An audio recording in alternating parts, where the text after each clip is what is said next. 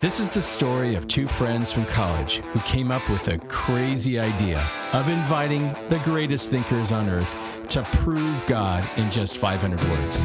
They didn't expect to get any responses, but they did. Ambassadors, senators, movie stars, captains of industry, scientists, media personalities, and more. They put 71-page essays in a book, which became a bestseller on Amazon, called Elevator Pitches for God.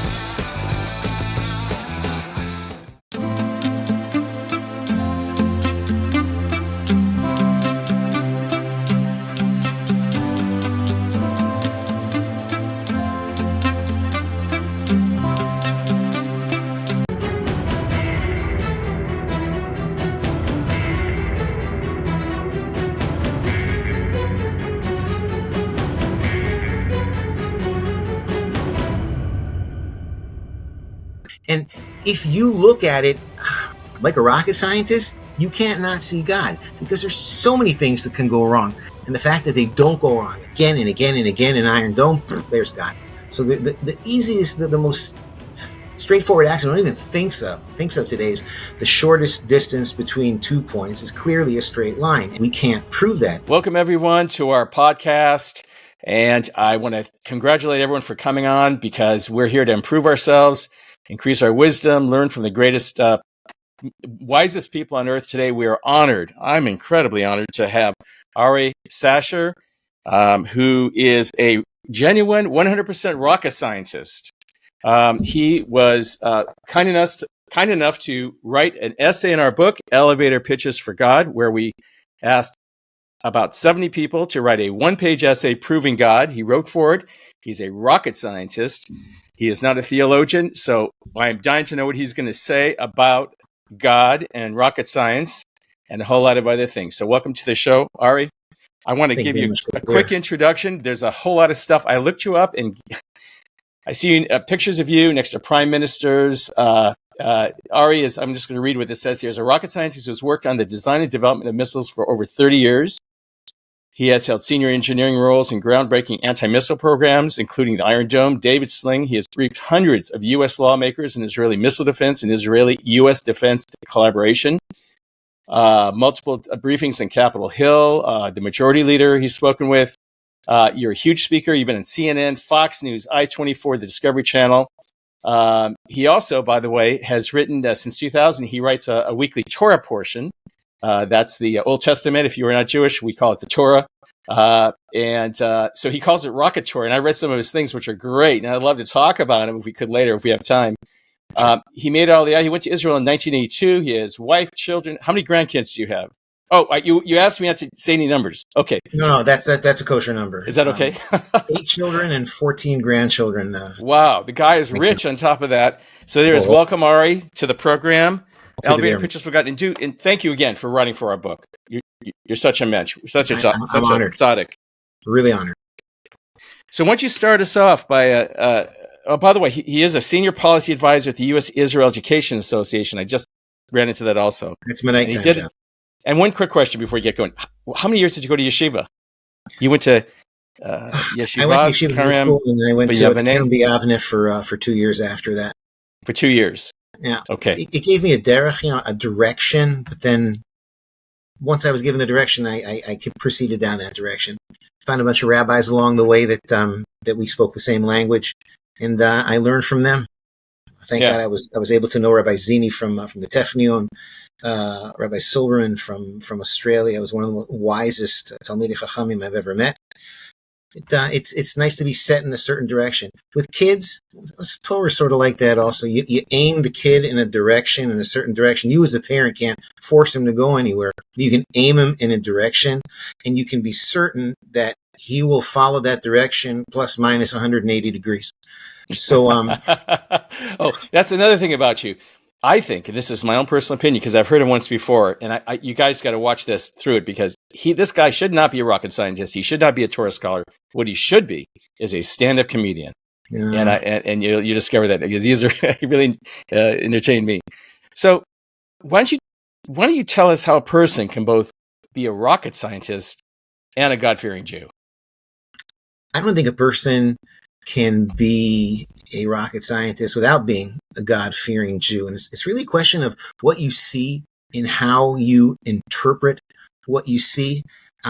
Being the rocket scientist, I have been shown so many different kinds of technology, so many systems that simply should not work. If you look at an Iron Dome interception, there's so many rungs in what we call a interception chain. All of these have to be connected. You start out, you have to be able to detect the target from some ludicrously great distance. Then you have to be able to track the target. And then you have to be cognizant that these targets are really quite small. In fact, the Hamas's, the organization that used to be known as Hamas's favorite weapon. Imagine having a favorite weapon to shoot at people with. Wow. Their weapon of choice was the 107 millimeter rocket. It was about yay wide, and it was about 4 footballs long. And we picked this up at some ludicrously great distance. And then we have to decide whether or not to intercept, because some of these, it's about 75% of these things fall in places we really don't care about. There's another number. You can hold me to that later. And then, so some of these fall in places like the desert, the ocean, my brother-in-law's house, places that you don't necessarily want to fire off a missile, a $100,000 interceptor to shoot it down. And then once you decide to shoot it down, you have to decide where to shoot it down. It's like the 3 bears. It can't be too close because then the debris is going to fall on the people, and it can't be too far because then you can't get there. It has to be just right. And then we find the just right place, but we don't have to meet him there. We have to be able to hit him in the face. So we got to be able to maneuver ourselves so we're coming in the same direction. And then when we come in the same direction, we don't hit him in order to kill him, because that would cost way too much money. Hit to kill performance in Hebrew, hit to kill performance. And in order to get that, what we do is we go near him, and then we blow up his warhead by blowing up our warhead. And we're going like this. We're passing by him at a distance you can almost reach out and touch him. And we have to, at the exact second when we're warhead to warhead, detonate our warhead. And then all this stuff that's surrounding our warhead goes through the air, penetrates the envelope of the bad guy, and blows up the warhead. If any one of these rungs in this interception chain doesn't happen, then the whole thing doesn't happen, and we lose. And yet, you have this system with 95% close to 95% success in nearly 10,000 combat intercepts. I mean, the system with the next highest number of combat intercepts has about 2 orders of magnitude less. So if someone were to come up to me and say, Ari, your system's not working very well, it's only working at about 25%, I would have said, okay. I think I understand why. We'll get a bunch of people and we'll go lock ourselves in a room, and a week later, less than a week, you kind of come out for Shabbos, and we'll come out of the room, and then we'll have a new software build and squirt it into the missile, and then I guarantee you that this missile will go from 25% to 50%. We're not doing 25%. We are not doing 50%. We're doing very, very close to 95%. And if you look at it like a rocket scientist, you can't not see God, because there's so many things that can go wrong. And in my day job at Raphael, so many things go wrong. And the fact that they don't go wrong again and again and again in Iron Dome, there's God, because I choose to see him. Yeah, you mentioned that before in your talk, that you just watching the system work, you're just confounded. When the Iranians launched that attack of 300 missiles, I think it was a 95% shoot down rate or something like that. It was extraordinary. And how can you? It's very, very close to 95%. Yeah. Here's the thing. People tried looking at that as some kind of supernatural statistics, that we could not possibly have done this without God. Yes, but supernatural is the story I like to tell about Iron Dome, that someone sent me the story years ago in 2014 in Operation Protective Edge. They sent it to me last year too. That's how I knew it was nonsense. But the story was told by a person who works in Iron Dome battery, and he works in Tel Aviv, and someone fired off a rocket from Gaza to Tel Aviv, and the missile missed 3 times.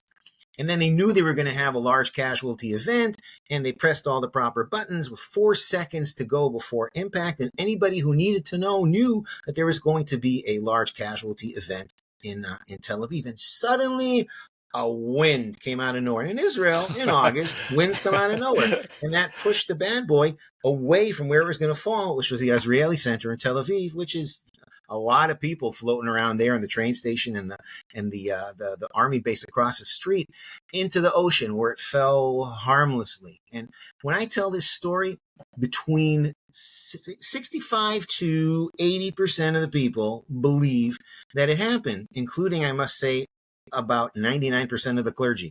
All believe that story happened, because everybody wants to see a miracle. And the problem is they have difficulty looking at nature, that when there are no blood and locusts and on all these plagues that struck the Egyptians, how can you look at life today and still see God? And they just don't see it. They're all looking out there yonder with the booms and the smoke and the char and the ashes and the whatever. But if you look at what happened with Iran, the statistics were just about what the statistics always are. And that's more than enough reason for a miracle. There's this article I must have received from like 10 people. This guy is proving it could not possibly have happened without an overt miracle from God. No, it happened with a concealed miracle from God. I always liken Iron Dome to the story of Purim. The story of Purim, there's no one place where you can look and say, here's God in the book of Esther. But you cannot honestly look at the book of Esther holistically and say, I don't see God anywhere. It's impossible not to see God, because there's so many coincidences. That's what happened against Iran. What amazed me more is the fact that Israel managed to somehow get a work together with a coalition of partners. Not all of them have relations with us, and the fact that we all got together in order to save Jewish lives, and that's more miraculous to me than anything else. Yeah. That was with Jordan. I think you're talking about specifically Jordan. I don't speak English. Other countries out there which have reportedly work together with Israel. And the thing is that they don't just get together one Saturday night and say, hey, let's go out and shoot down some missiles. It's clear that these countries have been working together with the Israelis for quite a long time. I mean, with the help of the United States, I'm assuming that the United States was orchestrating the whole thing, and that's wonderful. But that's miraculous. So, yes. So what you see is the Almighty is working with nature. In other words, he's not doing anything that you couldn't say, well, that's completely natural, that you could justify away, because he loves to conceal himself at this point. Correct. In history. That is what I'm saying. We're beyond prophecy. And that's what you're saying. That's what exactly what you're saying is this Iron Dome system is so complicated and just so unlikely to work, and yet it works. But you can explain it to say, well, we programmed it this way, so therefore it could work, if it all goes perfectly, right? That is exactly what I'm saying. I've been in this business, like you say, since 1991. I've been in this missile business, and there are so many systems that have so many problems, and we have to stand in front of our customer and say, well, it doesn't work like it's supposed to work because such and the rocket motor blows up sometimes when it's not supposed to. And these things happen, but it doesn't happen in Iron Dome. That's the amazing thing. Right. Yeah. Okay. So, look, I read your article. I think I was in Real World. What's it called? Real Clear World, which is an offshoot of Real Clear Politics. Saw that, eh? Huh? You saw that? Yeah. And so the thing was, what you said was, okay, you talked about this whole thing of how you might have added to the, you felt guilty because you might have helped cause October 7th, because in a sense, these things work so well that, everyone kicked the can down the road. We don't have to attack anyone, take out their missiles, be proactive. It's like, we'll swat a few missiles out of the air when they shoot them, and we'll kick the can down the road, which is it's not a politically popular thing to have to invade anyone else to take care of their stuff, even if it's aimed at you. It's just not. It's not a thing in polite society people look favorably upon, right? This is of course. True, now we've learned that even if you're shot at, it's not okay to respond. No, there are different rules for different countries, and we happen to be on the short end of the stick all the time. I felt that in my article I was talking about an addiction to defense. I'm not embarrassed for helping develop these systems. I'm embarrassed of the way that my country's leadership has been using these systems. First, a knight in a shiny suit of armor, he can have the best suit of armor in the history of armor. He'll go into battle and he won't lose, but he won't win unless he's got a really good sword.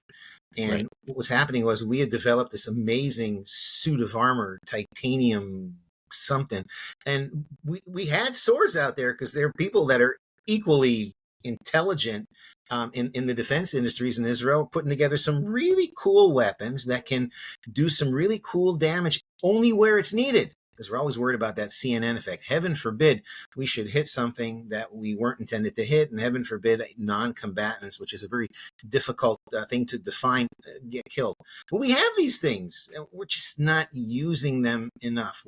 Let's let boys be boys, And Yeah. years ago, they started firing guns at Take us. the win, right?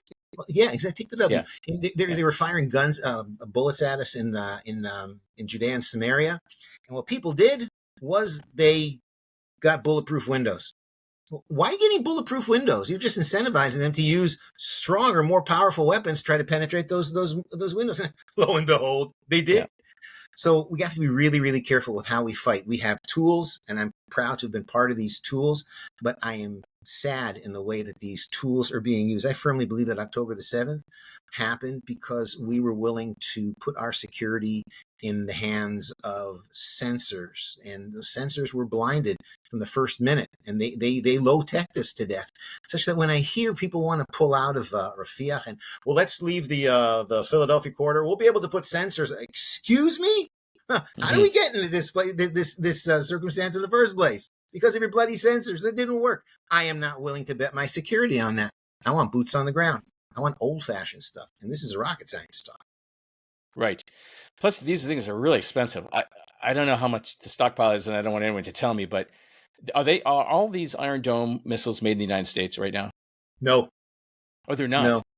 No. Okay, good. Some of them I thought are. that was... Portions of them are. Portions are made in Israel. I don't want to get into that, but but there's a certain amount of blue and white in every missile that goes up. Yeah, okay. And by the way, to set the record straight, yeah, United States of America, I said, I used to, when I was briefing congressmen, I'd say, well, to date, the U.S. has given $1.6 bajillion to Iron Dome. And how much of that, there are two buckets of money, how much of that went to research and development, and how much of that went to procurement of more interceptors and more radars? They say, well, we believe that about 50% went into research and development, and the other 50%. I said, close. The 5 and the 0 is close if you take away the 5.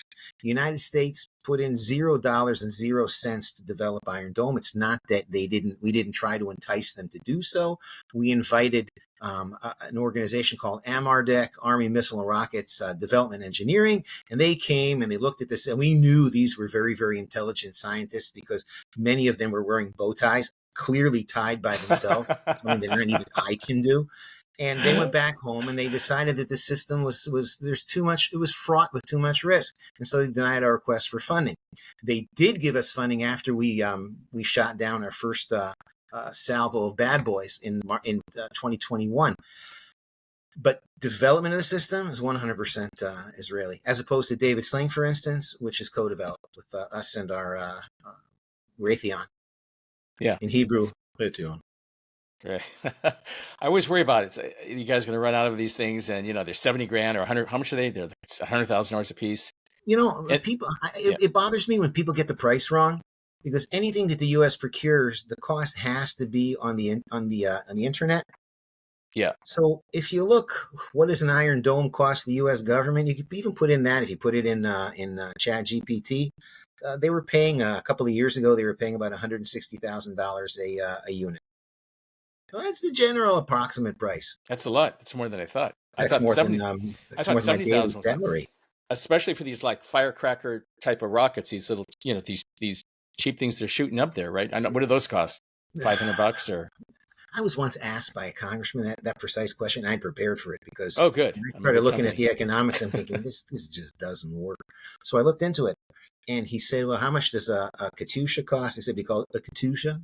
How much does that cost? He said, about $3,000. You can get it. You can get it from Libya and Afghanistan for $3K. You can get, it costs a bit more if you get it from Mustafa's house of Katushas. But it's about $3K. So how much does your interceptor cost? It's about $100K. He said, are you trying to tell me that for every $3K they fire at you, you're shooting it down with $100K? And I said, nope. He said, what do you mean? I said, because usually we use 2 interceptors. But that was at the time, it was the beginning of the system. We're using 2 interceptors. And he said, well, how can you call that cost efficient? I had this PowerPoint presentation, a cost effective system.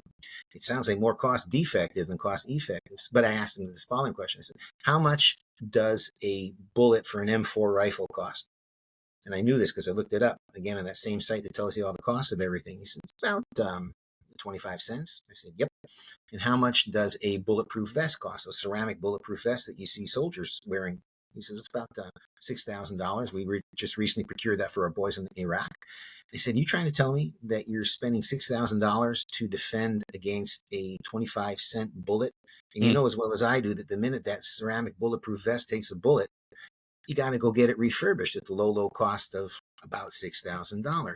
You cannot look at the cost of what is doing the damage to the damage that is being prevented.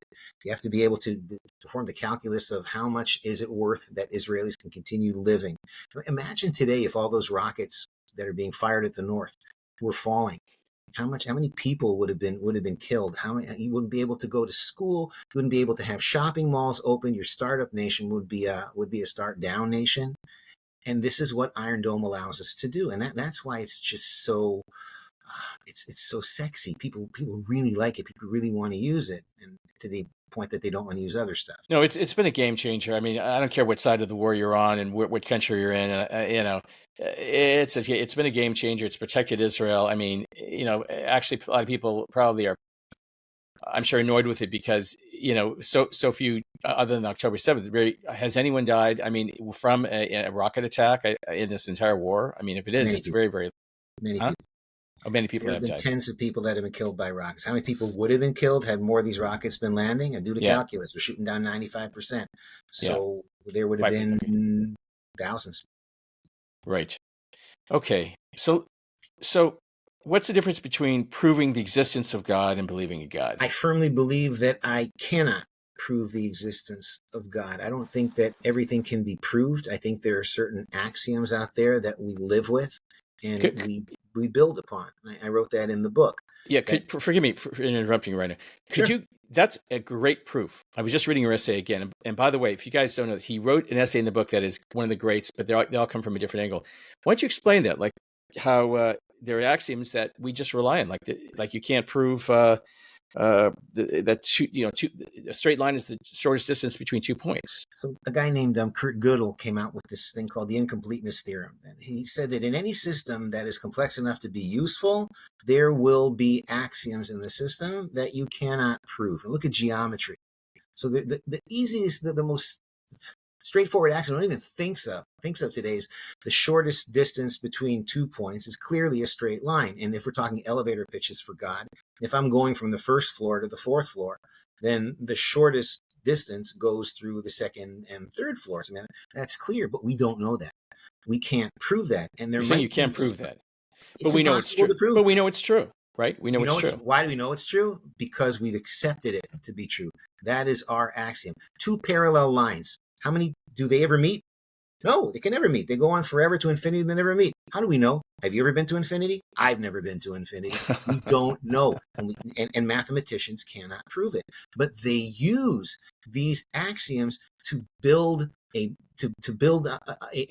wealth of knowledge. We can build buildings, we can build ring tracks and missiles, and we use these mathematics. Deep down, they're floating on air.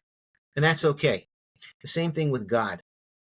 I see God in places that maybe other people don't see God. When they ask me, can you prove that he's there? I said, no. I accept an axiom that there is a God. I accept another axiom that God gave the Torah, his essentially a earthly manifestation of his desire at Mount Sinai. And once I have those two axioms, I can build so much on top of it.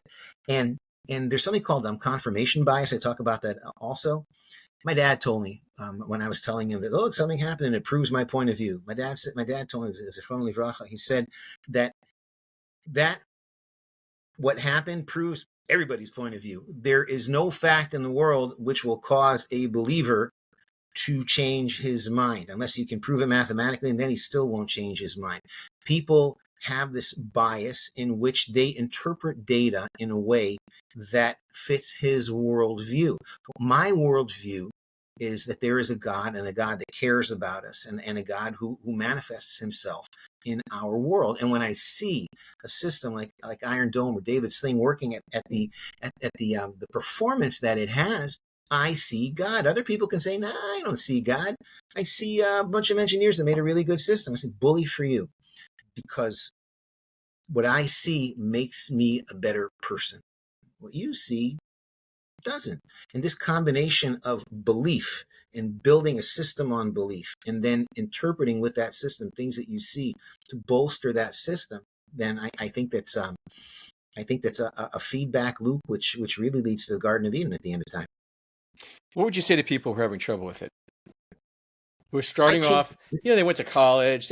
Most people just don't think about it. I could never convince a person to believe in God. What I could perhaps convince him is that a person who believes in God is not an idiot. And once he accepts the possibility of belief in God, if he's really interested, and he starts to learn, and I always think that studying Torah brings you closer to God, because it has always excited me, the Torah and the Jewish philosophy, and it really sucks you in. And if you open up the possibility of there being a God, and you're set in a certain direction, then you will eventually find God. It's impossible not to. Okay, so what you're saying is so many times. So what you're saying is just leave the door open. Just don't be so, stubborn that you're just saying, no, I'm not going to hear anything. It's just keep your mind open just a little bit for that possibility, and that's the best way to go. Of course, I did the same thing. I'm about you, and I started studying Torah, and I was like, okay, there's no way, guys, in the late Bronze Age, when they didn't have bathrooms, okay, we're writing down this sophisticated jurisprudence, which all of our Western society and civility is based on today. Everything we have came from that Torah. It didn't come from the Greeks. It didn't come from the Romans. It came from the Torah, the Bible that God gave to Moshe Rabbeinu. And I just wanted to say, Dennis Prager, who wrote an essay in the book, also says, I can't prove it, but prove means nothing. He said, we know a lot of things exist. We know love exists. Can you prove love? No, you can't prove love. There's a lot of things out there you can't prove. Rabbi Breitowitz, who also wrote another essay in the book, Elevated Pictures for God, said, proof is only one way that we know things. He goes, that's just one method. He goes, a lot of times we have a gut reaction that, like you just said, it's true. He said, that's only one method of proof. He said, it gets you about 80% there. And the other 20%, that's where you have to have a little faith. But at that point, in science, we've learned that even when, like you said, when scientists estimate something, they say it's true. The science is real, but it isn't. They haven't been there. They haven't been down to infinity, so they can't say with 100% certainty it's true, right? That's I'm so happy that you chose those two essays, because those are the two essays which I happen to enjoy most in the. Oh, no kidding. Yeah. I mean, those are my first two. Anyway, why is that? Because you like that proof is? Because I agree with what they're saying. I think that trying to prove God is difficult.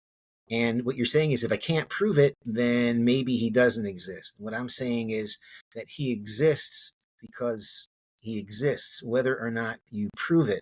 And what you need to do in order to ameliorate your life is to believe. And belief and proof are two different things. QED. Actually, Rabbi Breitowitz went on to say, someone said, well, if it's not 100% provable, why would you believe it? He goes, so let me get this straight.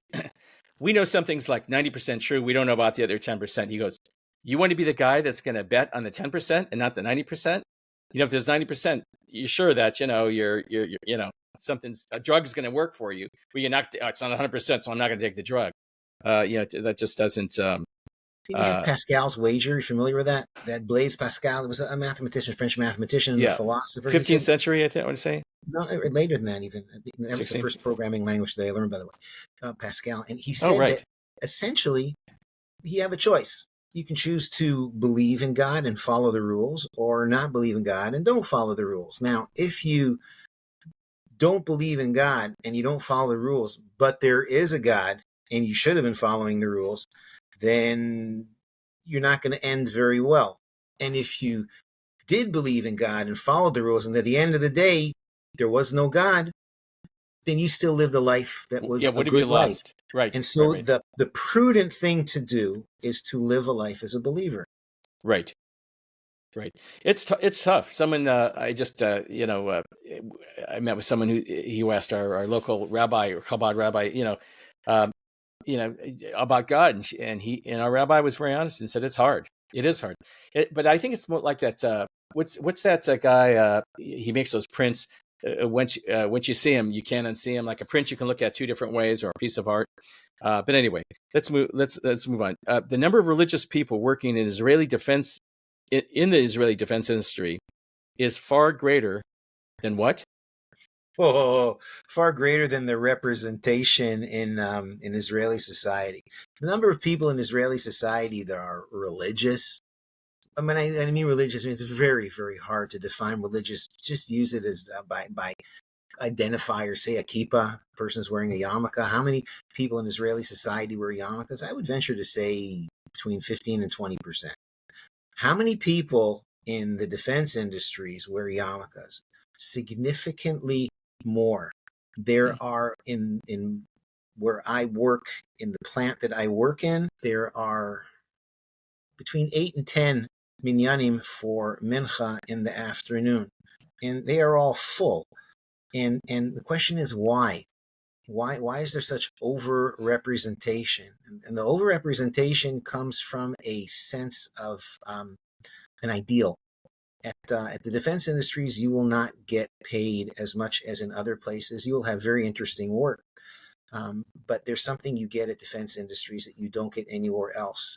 You get a sense of purpose that you don't have anywhere else. We are working together to make sure that our children have a country to live in, to make sure that we don't get thrown out of Israel the way we did 2,000 years ago and 440 years or 500 years before that. This is what we're doing. And the people that are very apt to do this are people that have a belief in God, because a belief in God, I firmly believe, gives you a sense of purpose. And it's just evident in Raphael. And you know what? That may or may not be true, but hey, I choose to believe it. And it makes sense. Right. I'm going to ask you another question. This is really off the derrick here. It's off the path. No! By the way, when you said minyan about minions earlier, that means 10 men praying. So when you have 8 of those going, you have 80 guys praying, which is Way singular. more. We have way more than 10 people. Way more. I'm talking in 30, each 40 one, people. but it's a minimum of 10. Okay. Around here, we'd only think of 10 if we're lucky. I'm talking hundreds of people each day praying together in a quorum. Right. It's unbelievable. Okay. So, you wrote that drash about Joseph, and when something bad happens, the Torah way to look at it is that when something bad happens, we understand it as it is the Almighty who's doing it, not whoever it might be, the Persians, the Greeks, the Babylonians, the Romans. We say we look at ourselves, which is one of the reasons we're so blessed, because that's the way it's supposed to be, like you said earlier, or you're improving yourself anyway, even if even if you're an atheist. It works in both ways. It's a very healthy way to look at things. So at this point in the world, is this? I mean, obviously you believe there's a lot of stuff going on in the world. It's very dynamic. Would you say that the Jewish people are learning their lesson right now as to what they're supposed to do? I mean, this is a strong message that's been delivered. This rise in anti-Semitism. I mean, I'm out here in San Francisco, and I can tell you, I don't know how many people are learning the lesson. There are some, I think, but I don't know. How about in Israel? I'm a firm believer that if God were to hit you with a bolt of lightning every time you did something wrong, then you would never do anything wrong. And all that idea of freedom of choice would be wasted. It would be a done deal. And what I believe is that God will punish you, but not necessarily immediately afterwards if you do something wrong, and not necessarily in the way that you think he's going to do it if you do something wrong. And conversely, a person who does something right will not immediately win the lottery. Maybe something will happen to him down the line. Maybe, who knows what's going to happen? The way God gives reward and God punishes. I think that anyone who looks at the events of October the 7th and does not see tectonic movement in the world is choosing to be blind. Something is obviously happening. What am I meant to learn from that? My takeaway from that is what I believe one of the chief factors that brought this upon us was, on the one hand, there was a tremendous amount of arrogance.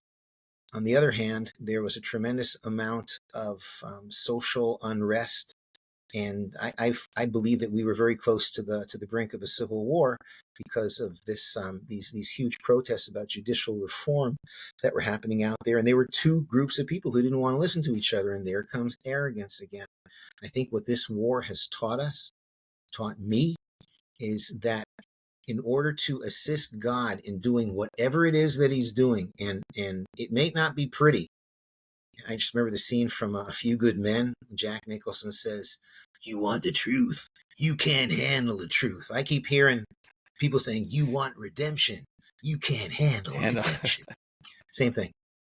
In order for me to do my part, we need unity. We need unity in Israel. We need unity of the Jewish people. We're too small, and we're too many enemies that are surrounding us, surrounding Israel, surrounding Jews around the world, to be arrogant enough to say that my point of view trumps everybody else's. My point of view is a point of view, and that's what it is. That's all that it is. I officiated at a wedding last week, and typically when we break the glass at the end, which is, by the way, in Israel, a light bulb, but so much for that. When we break the glass, why do we break a glass? We break a glass because we have to remember that we can't be overly happy because the world is still not complete. And testimony of that is because the two holy temples were destroyed, one in 70 and one about 500 odd years before then. And I told the people at the wedding that typically I have problems with that, because I look at the state of Israel today. I look at the startup nation. I look at the tech. I look at the culture. I look at people learning in yeshivas. There have never been more people in the history of the Jewish people learning Torah than there are today. And sometimes it's hard to be sad about the Beis HaMikdash. And typically I just wait for people to step on the cup and say Mazel Tov, and so be it. But I told the bride and the groom that this year it's different. This year we have experienced the destruction of our own holy temple. And a week before, they had discovered the bodies of the hostages who had been executed in cold blood by the Hamas. And I said that anybody who doesn't see what's going on in Gaza, the fact that nearly 100,000 Jews have been evacuated from their homes from the north, and no one knows when they're coming back. The soldiers that are dying in Gaza, the hostages that have been killed, and the hostages that are living in a hell under the earth. I mean, anybody who doesn't see this is blind. And yes, there is a huge reason to be sad. But how can we counter that? What can we do? What can we at this wedding do? And I said that we need to find something, one thing that brings us together. And at the wedding, there were so many people. There were people that were Orthodox, people that were not, people of all, half the people there probably went to the protest, half the people probably protest against people that had been to the protest. I said, there are different ways of looking at life, and there is no one good way. There's no one true way, and it's legitimate to have different opinions. But we are all here in the same slice of earth because we have all chosen to build a country for the Jewish people. And if that must be that which binds us, and the only way that we can continue down this path is together. Because if we're not together, then not only will we be apart, we'll lose the country. And I looked at the bride and groom and I said, together begins now. Together begins here. And I pointed to them and I said, together begins with you. And if everybody understands that together, unity begins with us, and not he said, she said, then I believe that's where we're going to move forward. If that's the one thing that this war has taught me, then Dayenu, it's sufficient. Well, I hope everyone gets the message from Ari on that. Amen. I want to ask you one last question on the way out the door because I've exceeded my time already. What instrument did you play? Or do you play? In the band? Yeah. Mate. Keyboards. Me too. God, we have a lot Really? in common. I was in a rock band for 9 years. Huh? When am I going to see you? We got to jam. We got to jam. I'm in San Francisco. I'll try and make it out your way. I'm hoping like early next year. What era? I believe that after 1990, no meaningful piece of music was so Queen. I like Kansas. I like Floyd. No, you're right. Roger You're right. Waters. We had a golden era of music when we grew up, 1969 through 72. And the Beatles. And the Beatles, of course. The Beatles are so good. My gosh. I actually took once, you only play with the audience once. So I used to be very sensitive because if the audience doesn't show up, then, then we're done. And then I put it in a spreadsheet, all the songs that they liked, and all of them fell between 1969 and 1971. Right in there was like a sweet spot. Whoa. So yeah, it's a good time. That was the Abbey sweet spot. Yes, so much. I want to thank you. Thank you so much for doing this. You're such a pleasure to talk to, and I could talk to you for like hours and hours and hours. But I was told we got to cut these things down shorter. People have a low attention span today, so we're going to end this right now. But anyway, thank you for coming on, and thank you for writing. Speaking with you, Ray. Okay, thank you.